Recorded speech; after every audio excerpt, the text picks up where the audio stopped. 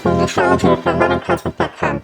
On this video series, we're going to talk about the South Node of the Moon, and in particular, we're going to look at how the South Node holds some secrets or some, perhaps, illumination about the past relationship information you're bringing forward with this person. Now, this could be from one life, it could be from multiple lives. It's more the themes that you're bringing forward, okay? So as we look at the South Node, many times we will see a story unfold, but mainly really focus on the themes, the thematic elements. Now, the way you're going to do this, if you're unsure of how to find the South Node, what we're going to do first, go to astro.com, you need to draw up a Davison chart. This is what we're going to use for this exercise. You can use a composite, but I prefer the Davison. The Davison chart is simply a chart that takes the midpoint of your birth dates, it's that date in the middle, your birth times, the time in the middle, and the actual locations, the latitude and longitude between the two locations you were born. So this is its own little chart, and this is an actual chart that happened on a day in history at an actual place, like a farm field out in the middle of Idaho, but whatever, it's an actual place. And then you can take that chart and you can do progressions, and you can do solar arcs, and you can do solar returns, etc., like this. So this chart shows you the relationship's purpose.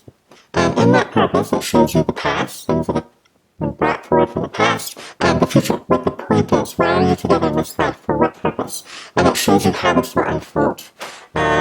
Very helpful because you can then see areas where you are blocked as a couple and areas where you excel. And also, we're heading in this direction, but maybe we should be heading in this direction. Maybe we're trying to make this into a marriage, but maybe we're just supposed to be friends, or etc. Now, with the South Node, also when you're drawing up that chart, I forgot to mention, click on the box that says descending node. Use descending node, okay? That will allow this to pop up on the chart. Otherwise, it's just going to be exactly opposite the North Node. The North Node looks kind of like a little horseshoe. It's like a little upside-down horseshoe, as someone mentioned in a comment on the video earlier. With your South Node, make a note. It's easiest if you write it down, if that way you can, otherwise it's going to be kind of confusing. So first write down the zodiac sign that the South Node is in, okay? Then write down the house placement. Okay.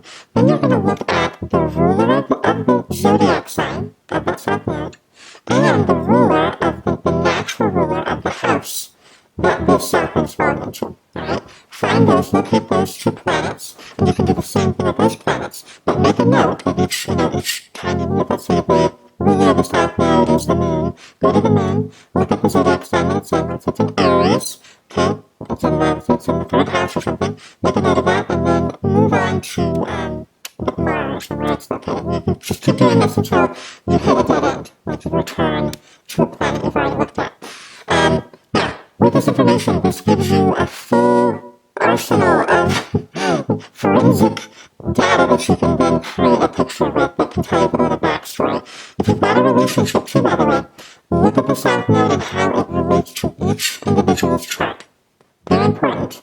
South Node is, it's the theme. It's the theme from the past that's being brought forward. And many times, if this is a significant relationship, you're going to see it relating to each person's chart, okay? In particular, sun, moon, angles, or the angular houses, which are really important. As well as, it can be the personal planets too, but really you want to see the luminaries of one person's chart and the South Node of the ruler, the South Node of the other, of the relationship, talking to each other. Both people's charts, I'm sorry, and being confusing. Okay, now we're going to go on each video. I'm going to just talk about, each of the zodiac signs, the South Node. We'll talk about the key themes. We'll talk about what that relationship looked like thematically, and then the lessons that are going to be brought forward in this relationship that relate to the North Node. Okay, and let me have your questions. All right, on to the South Nodes, to the zodiac. We've got a Taurus for the Taurus South Node. The Taurus is earthy. So Taurus or second house South Node placement, this tells us your past life key themes for manifesting material security. And immediately, I'm going to use this archetype. It makes you think of Little House on the Prairie and of Charles and, what's her name? Caroline, right? That's like a Taurus relationship. Now, with the themes we're going to see here, they're definitely agricultural themes. You don't have to blame farmers, but there's something about using the resources and your surroundings and environment around you and to create security, material security. So that's farming's a very obvious example of that. There's this element of being close to the earth. There's an element of being good with the resources you have at hand and then manifesting whatever it is you need to manifest in a very practical way. Now, with Taurus, you can have a rigid, it can be sort of a rigid life structure. Whether you've got a couple where they're living through roles that are very traditional and kind of clearly defined and concrete, or if you've got a couple that is in a society that's got a rigidity to it. Okay? Ultimately, though, Taurus is interested in harmony, peace, security, and that kind of relationship would be one where they can get stuck in patterns and in roles where kind of no one's growing because that then threatens the security of the relationship. And so there can be this, if one of the partners starts expanding and growing, it can cause a sense of insecurity on behalf of the other partner or the partnership itself. So that's something that can be brought forward into this current space, okay? Now, there can also be themes of possibly a divestiture, so, maybe losing your farm, losing the farm, having a drought, not being able to take care of the animals or the crops that you have. I'm using this as a metaphor, you understand. But this idea of maybe even losing your wealth, losing your possessions, etc., etc. Many things that you can lose, but they're like the material goods give a sense of safety and security, and having those stripped from you. Another thing that can happen, because if you consider that this is a North Node Scorpio, you can also, with a Taurus South Node, have issues of losing each other, losing the partner. And with that, you've got one partner who's left alone, who has to, through their dedication, commitment, scrappiness, have to survive. And they've got to make do with what they have. And then if you bring that forward, now let's talk about the lessons to be learned and the lessons that were brought forward. This is why, with a Scorpio North Node, these are those relationships that have an intensity to them.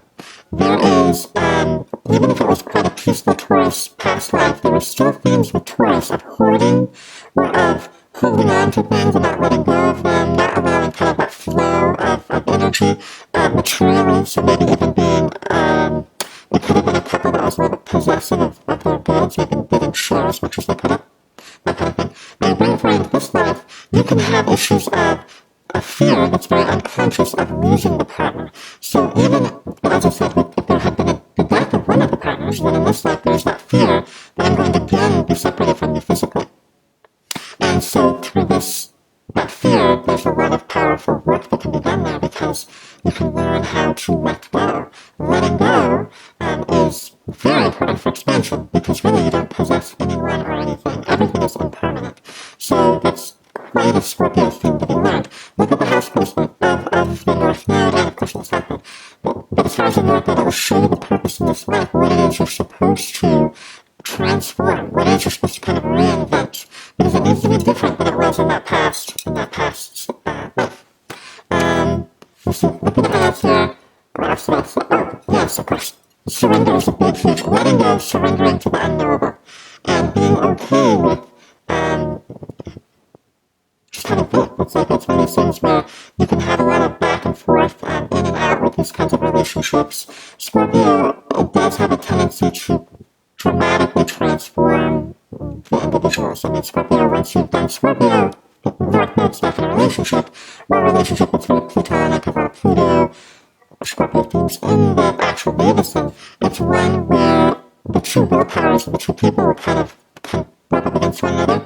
And ultimately, it's for both of them to learn how to step into a place of generosity of spirit and just to, let things flow, let each other go, realizing you have possession over nothing. And that you will die, but also that you're going to come back. So it's like, let go of all of it. And that's very Scorpio, North Node lesson to be learned, just to surrender. That can be fun. Okay. Alright, thanks for watching. If you want a reading, come over to my website and you can get on the schedule. Other than that, have a fantastic day. Bye-bye.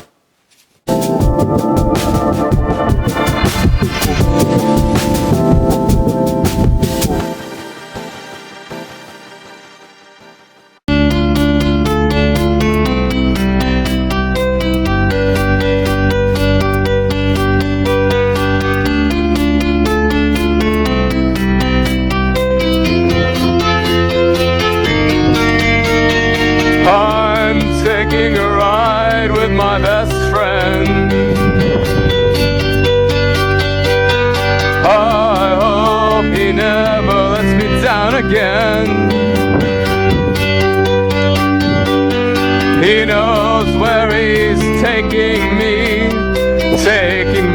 where I wanna be. I'm taking a ride with my best friend.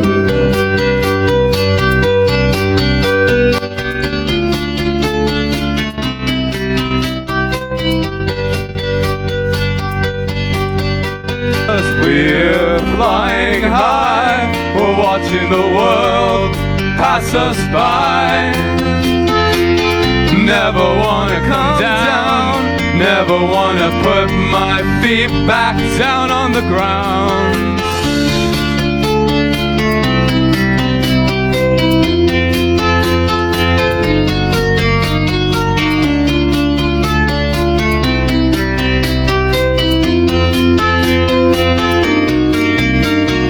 I'm taking a ride with my best friend,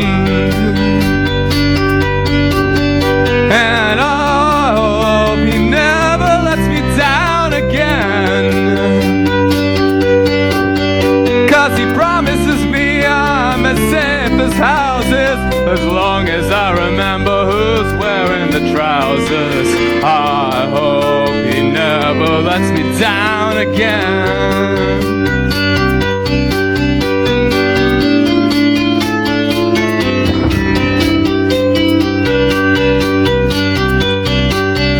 'Cause we're flying high, we're watching the world pass us by.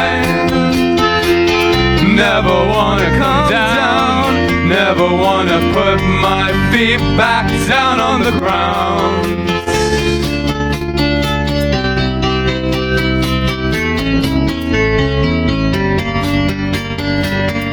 Never let me down,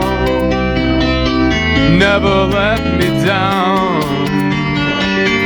never let me down, never let me down. See, never let me down, shining bright, never let me down tonight. See the stars, they're shining bright, everything's alright tonight. See the stars, they're shining bright, everything's alright tonight. See the stars, they're shining bright, everything's alright tonight. See the stars, they're shining bright, everything's